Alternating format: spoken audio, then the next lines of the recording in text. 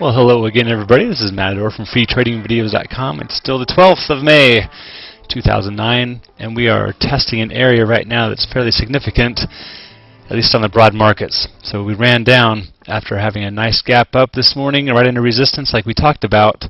Good size sell-off.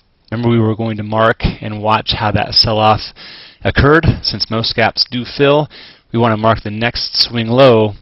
And that didn't come until a complete gap fill plus a bunch. If you wanted to do Fibonacci retracements of that, that would be 100% plus anything else. So we could actually mark that up. So here would be a nice move up. 100% would be down to here. And that's pretty significant. That also becomes resistance at this point. So there's that. This support level right here where we are right now, you can see it better on a 15-minute chart. We're right in here. And we've tested it already. We've also broken the 200 MA on a 15-minute chart, and that corresponds almost perfectly with the 50 MA on a 60-minute chart.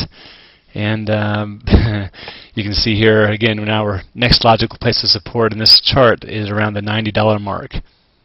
So that'll be another good one to watch out for today. And since the trend and the trend Q are both solidly above 1.0, even 1.2 area, that would be something to watch out for today. Again, things are looking pretty bearish. There's some news that had come out.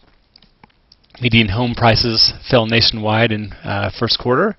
Also, stocks fluctuated in a narrow range after a sell-off. Job openings scare even as layoffs slow.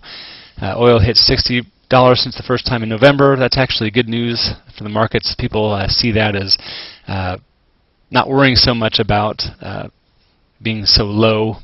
And here we are looking at a nice oil price. So U.S. banks sell shares to repay TARP. That's a big yikes. That's what caused the gap down partly yesterday. And this is pretty amazing. GM shares fall to 76-year low after executives dump stock. When the people who own it and run it don't want to own it anymore, that tells you a lot. So anyway, you can go back and look at more and more news at that. And then the VIX, again, a pretty good tiebreaker. This guy, after big gap up in the markets this morning, ran higher on the sell-off, but then came back, and now we're testing this area for the first time. So that's actually not as bad as I would thought. It's not as good of a confirmation that we're heading lower right now as I would want to see if I was going to sell a broad market short at this level.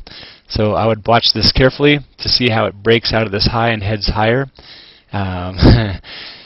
It's interesting stuff right here. So again, just be very careful how you go long or short in this area. So let's take a look at the S&P. We are heading south on that break of support.